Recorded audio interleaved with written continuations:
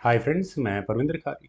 Friends, दुर्भाग्यवश chess जगत में बहुत बड़ी क्षति हुई है। बहुत सारे हमारे बांग्लादेशी व्यूअर्स ने मुझसे ज़ियाउर रहमान की किसी एक गेम के ऊपर वीडियो बनाने के लिए कहा था, जस्ट अ ट्रिब्यूट, क्योंकि अभी कुछ दिनों पहले उनका स्वर्गवास हुआ है। तो चलिए फ्रेंड्स, करता हूँ उनकी एक गेम जो उन्होंने नाइजल शॉर्ट के साथ खेली थी सन 2014 में कलकत्ता में। ये मैच हुआ था जहां नाइजल शॉर्ट ने D4 के साथ ओपन किया था।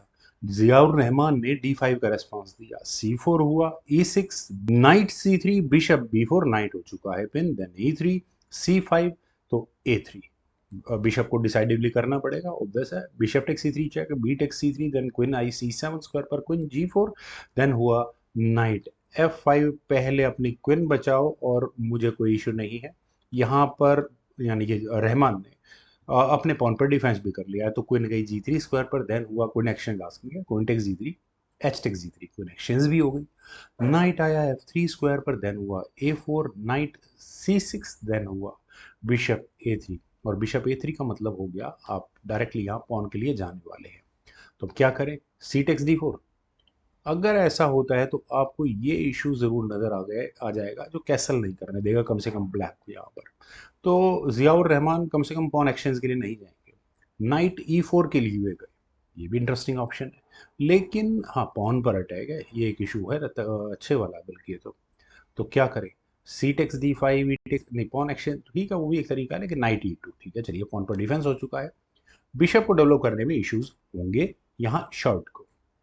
खैर, डी टेक C4, फाइनली ये पॉन लिया गया और कुछ देर के लिए पॉन की लीड यहाँ बरकरार रहने वाली है जियाउर रहमान की। खैर, F3, नाइट पर अटैक बना, नाइट हटा F6 स्क्वायर पर, देन हुआ बिशप टेक्स C5, और यहाँ पॉन एक्सचेंज बिल्कुल गेम में इक्वल रहा, और एक वीक पॉन यहाँ ब्लैक के पास आ चुका है। सॉरी, बी पॉन आगे पुश हुआ, बिशप पर अटैक बना, तो ये बिशप हटाना पड़ा और गया वापस E3 स्क्वायर पर, बिशप A6। चलिए, पॉन पर भी डिफेंस कर लिया रहमान ने यहाँ। लेकिन यहाँ नाइजन शॉर्ट ने short side toward short side यहाँ पर कैसल पहले किया ना, रुक आया B8 स्क्वायर पर। और फ्रेंड्स, रुक का सामने आने का मतलब देखिए, दोनों रुक्स अभी तक भी कनेक्टेड नहीं है और फिलहाल भी कनेक्टेड होने में इश्यूज रहने वाले हैं। Definitely I must say pawn push एक अच्छी मूवमेंट हो सकती है फॉर ब्लैक साइड। तो शॉर्ट ने पहले यहाँ अपने रुक को हटाया और जियाउर रहमान ने अपने किंग को F7 स्क्वायर पर लिया। कैसल करने की जरूरत भी क्या है, रुक्स कनेक्ट भी हो गए हैं। नाइट F4, चलिए, पॉन पर डिफेंस भी आ चुका है। E5 खेला गया, जो मूव मैं एक्सपेक्ट कर रहा था, करना चाहिए, लेना चाहिए, लेकिन नाइट S3 के ऑप्शन को चुना गया। और उसके बाद यहाँ आपको चेक भी, लेकिन चेक से फायदा क्या होगा देखेंगे बाद में। खैर, H6 पहले ही यहाँ जियाउर रहमान ने कर लिया है। और अब क्या किया जाए? नाइट थोड़ा कॉर्नर में मुझे अच्छा नहीं लगता, F2 स्क्वायर था इस नाइट के जाने के लिए, लेकिन bishop E2, that's okay, rooks connect भी हो चुके हैं फिलहाल। रुक सेंट्रलाइज यहाँ जियाउर रहमान ने किए, rook at H goes to E8, then हुआ F4, ई टेक्स D4, ई टेक्स D4, मैं F4 एक्सपेक्ट कर रहा था, चलिए ठीक है ये भी। नाइट आया A5 स्क्वायर पर, और यहाँ पॉन पर, या फिर मैं क्या कहूँगा, ये सही है वैसे मामला, नाइट के लिए अच्छी आउटपोस्ट है। बिशप F3 के ऑप्शन को चुना गया, और यहाँ से क्या होगा? बिशप मेरे ख्याल से रुक पर उससे फर्क ज़्यादा पड़ेगा नहीं। खैर, bishop B7, bishop exchange asking है, करने चाहिए, शायद कर लेते, लेकिन रुक E5। और यहाँ नाइजल शॉर्ट ने कहा कि ठीक है, आप ही रुक एक्सचेंज करें और मेरे दो पासर्स तैयार करवा दें डी और ई फाइल में, और आप रिजाइन कर दें, इसका मतलब।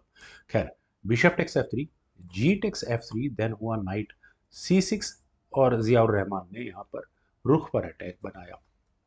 तो रुक कहाँ जाए? वापस जाए, लेकिन यहाँ रुक टेक्स F5। चलिए, पॉन मिला, लेकिन क्या ये रुक ट्रैप होता हुआ नजर नहीं आ रहा आपको? फिलहाल बेशक से ना आ रहा हो, है रास्ते निकलने के लिए। चलिए, रुक E3, और फ्रेंड्स यहाँ जियाउर रहमान का रुक ऐसे स्क्वायर पर पहुंच चुका है। चलिए, पॉन्स पर फॉक तो है बिल्कुल। किंग आया B2 स्क्वायर पर, और यहाँ इस पॉन को बचाना ज़रूरी भी है। रुक टेक्स F3 खेला गया। देन फ्रेंड्स, यहाँ दूसरे पॉन पर भी अटैक है, तो G4 के ऑप्शन को चुना गया, तो रहमान ने यहाँ रुक एक्सचेंज ऑफर दिया, रुक आया D5 स्क्वायर पर। और फ्रेंड्स, फाइनली यहाँ इस मूव के बाद नाइजल शॉर्ट को रिजाइन करना पड़ गया।